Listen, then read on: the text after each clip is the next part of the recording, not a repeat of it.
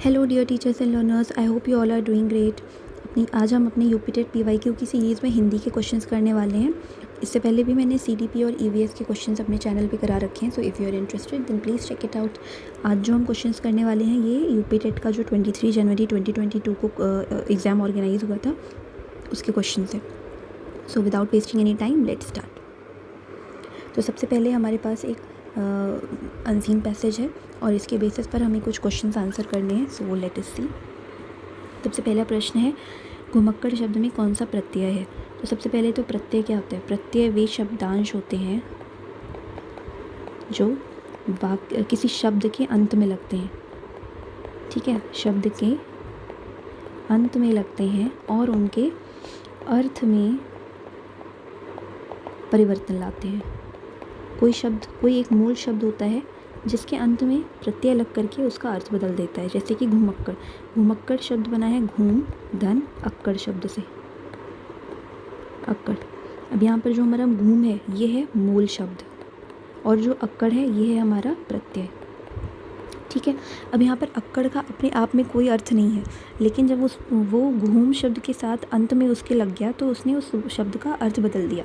जैसे कि घूम का अर्थ होता है घूमना, लेकिन जब उसमें अक्कड़ लग गया तो वो बन गया शब्द घुमक्कड़, जिसका मतलब होता है कोई एक ऐसा इंसान जिसको घूमने फिरने में काफ़ी ज़्यादा इंटरेस्ट हो।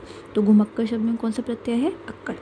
ठीक है, फिर 32 क्वेश्चन, महावीर स्वामी का जन्म कहाँ हुआ था? महावीर स्वामी का जन्म वैशाली में हुआ था। ठीक है।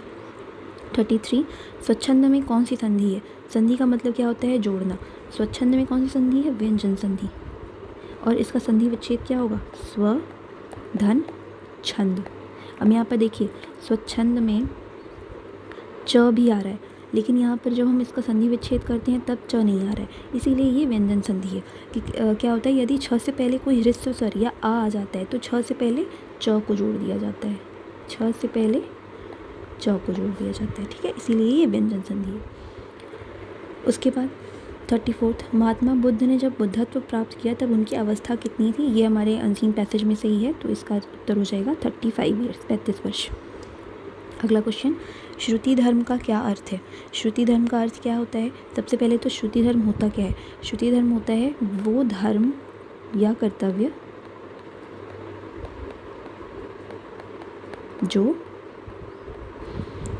वेदों में बताए गए हैं।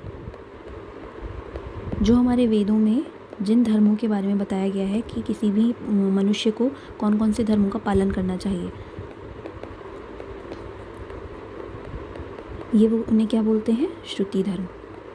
ठीक है, तो इसके अर्थ से ही हमें पता चल गया कि श्रुति धर्म क्या है? वैदिक धर्म जो हमारे वेदों में बताए गए हैं। ठीक है, उसके बाद 36, अंक का उच्चारण स्थान क्या होता है? अंक का उच्चारण स्थान क्या होता है? नासिक्य, नासिका से बोला जाता है, यानी कि नाक से। कुछ और जो नासिक के व्यंजन कौन कौन से होते हैं? य, अण, न और म। इन सब का जो उच्चारण स्थान है वो क्या है? नासिका, इसीलिए इन्हें अनुनासिक भी बोलते हैं, अनुनासिक। ठीक है, उसके बाद 37, 4 गज मलमल में कौन सा विशेषण है? अब यहाँ पर देखिए 4 है, इसकी वजह से कई बार कन्फ्यूज़न होता है कि ये संख्यावाचक होगा। अगर ये सिर्फ 4 होता, 4 मलमल, तब ये संख्यावाचक होता, लेकिन क्योंकि ये 4 गज है। अब यहाँ पर गज का क्या अर्थ है? गज क्या हो गया? एक परिमाण का बोध करा रहा है, 4 गज मलमल, इसलिए ये कौन सा विशेषण हो जाएगा? परिमाण बोधक। ठीक है, उसके बाद 38, समास का विलोम क्या है? समास का विलोम शब्द क्या होता है? व्यास। ठीक है, नेक्स्ट 39, शून्य का तत्सम रूप क्या है? शून्य जो हम अपनी आम भाषा में प्रयोग करते हैं, शून्य, उसका तत्सम स्वरूप क्या होगा? शून्य। तत्सम शब्द कौन से होते हैं? तत्सम शब्द वो होते हैं जो संस्कृत से एज इट इज़ उठा लिए जाते हैं। और तद्भव शब्द क्या होते हैं? जिनके अंदर कोई रूपांतरण कर दिया जाता है, यानी कि जैसे आप इसी शब्द का उदाहरण देख लीजिए, शून्य। शून्य क्या है? तत्सम शब्द है, क्योंकि ये संस्कृत में शून्य ही प्रयोग किया जाता है। लेकिन क्योंकि इतने समय से जब इसको आम बोलचाल में प्रयोग किया गया तो ये धीरे धीरे शून्य से बनते बनते अब आज के समय में इसका रूप क्या हो गया है? शून्य।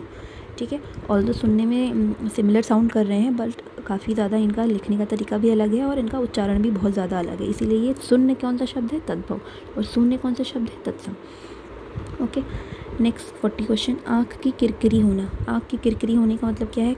अप्रिय लगना। ये एक मुहावरा है। आँख की किरकिरी मतलब जैसे हमारी आँख में कुछ पड़ जाता है तो हमारी आँख में वो बहुत ज़्यादा चुभने लगता है। ठीक है, तो इसीलिए जैसे कोई अप्रिय मनुष्य होता है या फिर कोई अप्रिय इंसान होता है तो उसको हम क्या बोल सकते हैं कि वो हमारी आँख में किरकिरी बन चुका है। ठीक है, फिर 41, निम्न में से कौन से शब्द की वर्तनी सही है? इनमें से कौन से शब्द की वर्तनी सही है? अनुगृहित। ठीक है, वर्तनी में हमें काफ़ी ज़्यादा ध्यान देना पड़ता है, क्योंकि एक अगर मात्रा का भी अगर एक भी मात्रा ऊपर नीचे हो जाती है तो फिर उससे पूरा का पूरा शब्द गलत हो जाता है। ठीक है, निम्न में से शुद्ध शब्द है। ये भी एक प्रकार से वर्तनी का ही प्रश्न है और इसका भी सही उत्तर क्या हो जाएगा? पैतृक। चौथा, ऑप्शन 4। अगला, श ध्वनि का उच्चारण स्थान क्या है? श से शलगम, इसका उच्चारण स्थान क्या है? तालु। ठीक है, तालु से जिन शब्दों का उच्चारण किया जाता है उनको बोलते हैं तालव्य। तालव्य व्यंजन या तालव्य वर्ण। ठीक है, और कौन कौन से तालव्य वर्ण है? च, छ, ज,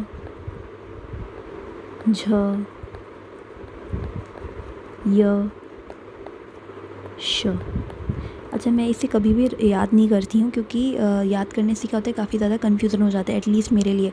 तो जब भी ऐसा कोई प्रश्न आता है तो मैं तो उसको वहीं के वहीं उच्चारण करके उसका पता कर लेती हूँ। तो इसके लिए हमें ये भी पता होना चाहिए कि हर मतलब जो भी हमारे मुंह के पार्ट्स हैं उनको क्या क्या बोलते हैं। तो जो तालु है वो हमारा नीचे का जो जबड़ा होता है उसके नीचे की जो फ्लोर होती है उसको तालु बोलते हैं, और मूर्धा होती है जो हमारा ऊपर का जबड़ा होता है उसके ऊपर का जो सरफेस होता है उसको मूर्धा बोलते हैं। ठीक है,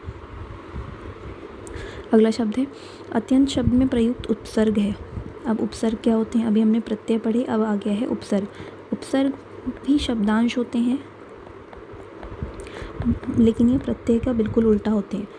ये क्या, जैसे प्रत्यय हमारा अंत में लगता था, ये वाक्य के शब्द के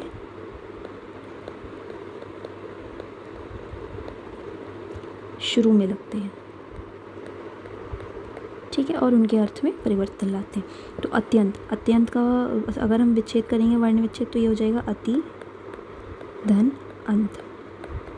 अब यहाँ पर जो मूल शब्द है वो है अंत, मूल शब्द, और इसमें उपसर्ग क्या है? अति। तो जब इन दोनों को हमने मिलाया तो ये क्या बन गया? अत्यंत। ठीक है, तो यहाँ पर उपसर्ग क्या है? अति। अच्छा, उपसर्ग को प्रीफिक्स भी कहते हैं, इंग्लिश में उपसर्ग को प्रीफिक्स कहते हैं, और प्रत्यय को क्या कहते हैं? सफिक्स। ओके, अगला क्वेश्चन, उपत्यका का अर्थ है। उपत्यका क्या होती है? पर्वत के पास की भूमि जो होती है उसको उपत्यका कहते हैं। ये अनेक शब्दों के लिए एक शब्द है। निम्नलिखित में से मौखिक अभिव्यक्ति का रूप है? शुद्ध वर्तनी, श्रुतलेख, सुलेख, आशुभाषण। देखिए, शुद्ध वर्तनी, श्रुतलेख और सुलेख, ये तीनों के तीनों क्या होते हैं? हम लिखते हैं। और यहाँ पे हमसे मौखिक अभिव्यक्ति पूछी जा रही है। मौखिक का मतलब जो हम बोलते हैं, तो ये एक तरीके से नाम से भी समझ में आ रहा है, आशुभाषण। ये हमारा क्या हो जाएगा? सही उत्तर। आशुभाषण को इंग्लिश में क्या बोलते हैं? एक्सटेम्परी। इसमें क्या होता है कि हमें कहीं स्टेज पर या जहाँ पर भी हम भाषण देने वाले हैं, हमें वहाँ पर बुलाया जाता है और हमें वहीं के वहीं एट द मोमेंट हमें कोई टॉपिक दिया जाता है और हमें वहीं के वहीं हम अपना कंटेंट तैयार करके बोलना होता है। हमें ज़्यादा टाइम नहीं मिलता है, इसे आशुभाषण बोलते हैं। ठीक है, 47 क्वेश्चन, हिंदी भाषा की बोलियाँ हैं। हिंदी भाषा की कितनी बोलियाँ हैं? 18 बोलियाँ। ठीक है, 18 बोलियाँ, और हिंदी भाषा की 18 बोलियाँ होती हैं और 5 उपभाषाएं।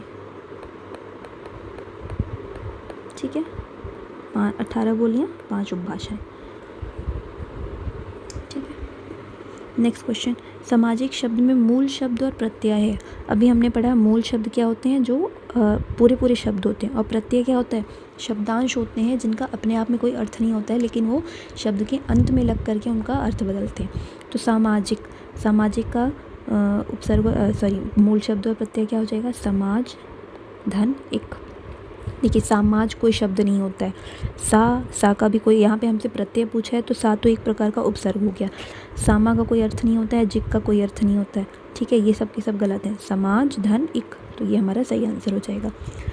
तद्भव पत्रिका के संपादक का नाम है। तद्भव पत्रिका के संपादक कौन थे? अखिलेश थे। ठीक है, हमसे काफ़ी ज़्यादा पत्र और पत्रिकाएँ और जितने भी उपन्यास, कविताएँ और ये सारी चीज़ें भी हमसे यूपी टेट में पूछी जाती हैं और पंक्तियाँ भी पूछी जाती हैं। 12 बरस लो कूकर जीवे अरु 13 लो जिए सियार। ये किसकी पंक्ति है? ये है जगनिक की पंक्ति। ये जगनिक ने लिखी थी, तो ये उनकी पंक्ति है। अकाल का पर्यायवाची है। अकाल का पर्यायवाची क्या है? दुर्भिक्ष। अगला क्वेश्चन 52। ये यहाँ पे थोड़ा सा कट गया है, लेकिन यहाँ पे हमसे पूछा गया था कि निम्नलिखित में से कौन सा मिश्र वाक्य है। ठीक है, मिश्र वाक्य पूछा गया था। तो यहाँ पे अध्यापकों के सम्मुख छात्र पढ़ते हैं, ये सरल वाक्य है। क्या अध्यापकों के सम्मुख के छात्र पढ़ते हैं? ये हमारा प्रश्नवाचक वाक्य है। अध्यापक देखते हैं कि छात्र पढ़ते हैं, ये बिल्कुल सही हो जाएगा। छात्र पढ़ते हैं और अध्यापक उन्हें देखते हैं, ये क्या है? ये हमारा संयुक्त वाक्य है। देखिए वाक्यों के 3 प्रकार होते हैं। ठीक है, वाक्य 3 प्रकार के होते हैं: सरल, संयुक्त और मिश्रित। ठीक है, सरल तो बिल्कुल सिंपल, जैसे मैं आया वो गया, या फिर जो नॉर्मल वाक्य जो हम बोलते हैं उनको क्या बोलते हैं? सरल वाक्य। संयुक्त वाक्य वो होते हैं जिसमें 2 उपवाक्य होते हैं और दोनों को और, तथा, इन सारे शब्दों से जोड़ा जाता है। जैसे राम गया और श्याम आया। अब ये 2 वाक्य हैं, राम गया, श्याम आया, लेकिन इन दोनों को हमने और से जोड़ दिया, तो ये क्या हो गया? संयुक्त वाक्य। वहीं मिश्रित वाक्य क्या होते हैं? जिसमें एक प्रधान उपवाक्य होता है, एक प्रधान उपवाक्य और एक आश्रित। यानी कि एक तो जो वाक्य होता है वो उसका अपने आप में एक अर्थ होता है, लेकिन जो दूसरा वाक्य होता है वो प्रधान उपवाक्य के ऊपर आश्रित होता है। जैसे यहाँ पर हम देख सकते हैं, अध्यापक देखते हैं कि छात्र पढ़ते हैं। अब यहाँ पे जो हमारा प्रधान उपवाक्य है वो है अध्यापक देखते हैं। ठीक है, इसका अपने आप में एक अर्थ है। अगर मैं सिर्फ ये बोलूँ कि अध्यापक देखते हैं तो इसका मतलब समझ में आ रहा है कि ठीक है अध्यापक देखते हैं, लेकिन जो दूसरा वाक्य है कि छात्र पढ़ते हैं, इसका अपने आप में कोई अर्थ नहीं है, ये अध्यापक देखते हैं के ऊपर आश्रित है। तो इसलिए हमारा उत्तर क्या हो जाएगा? उत्तर ऑप्शन 3, अध्यापक देखते हैं कि छात्र पढ़ते हैं। अगला प्रश्न, क्वेश्चन नंबर 53। जिसकी पूर्व से कोई आशा न हो के लिए एक शब्द क्या है? प्रत्याशा नहीं, प्रत्याशा का मतलब होता है जिसकी पूर्व से आशा हो। ठीक है, अपरिमेय, अपरिमेय भी नहीं होगा। अपरिमेय का अर्थ होता है जिसको मापा न जा सके, मापा न जा सके। अनाहूत, अनाहूत का मतलब होता है मतलब जिसको बुलाया ना गया हो और वो अपने आप मतलब क्या बोलते हैं उसको? अनिमंत्रण।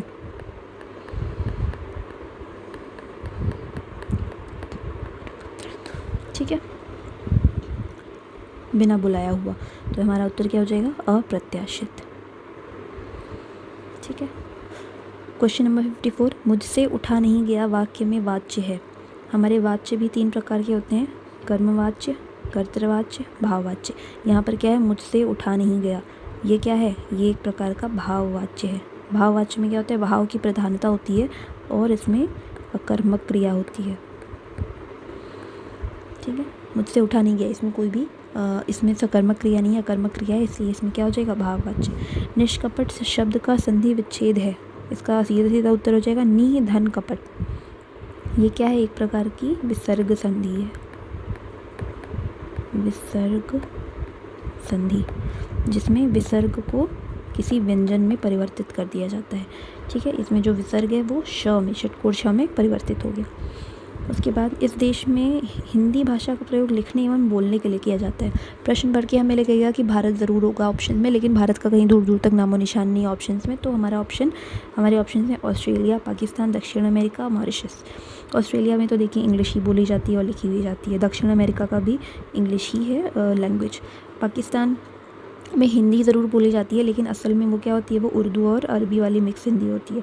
और यहाँ तो हमारा ऑप्शन क्या हो जाएगा, मॉरिशस। ओके। 57 सूर सागर किस भाषा की रचना है? सूर सागर कौन सी भाषा की रचना है? ब्रज भाषा की रचना है। वीरों का कैसा हो वसंत कविता किसकी लेखनी है? सुमित्रा कुमारी चौहान तो कोई लेखिका ही नहीं है, रामधारी सिंह दिनकर नहीं है, माखनलाल चतुर्वेदी नहीं है। हमारा ऑप्शन हो जाएगा सुभद्रा कुमारी चौहान। ठीक है। क्वेश्चन नंबर 59, क्षेत्रीय में कौन सा विशेषण है? क्षेत्रीय में कौन सा विशेषण है? गुणवाचक। ठीक है, किसी स्थान का गुण बताने वाला गुणवाचक क्षेत्रीय। चौराहा शब्द में समास है। चौराहा शब्द में कौन सा समास है? द्विगु समास। द्विगु समास की पहचान क्या होती है कि इसमें संख्या का बोध कराया जाता है। संख्या का बोध। तो जैसे यहाँ पर चौराहा है, चौराहा, चौराहा में 4 राहों का समाहार। ठीक है, तो चौराहा का अर्थ क्या है? 4 राहों का समाहार। यहाँ पर 4 जो शब्द है ये संख्यावाची है, और जो संख्यावाची शब्दों का जो बोध कराता है वो कौन सा समास है? द्विगु समास। ठीक है, तो ये थे हमारे 30 क्वेश्चंस हिंदी के। आई होप आप सबको पसंद आए होंगे, and please like and share, and that's all. Thank you.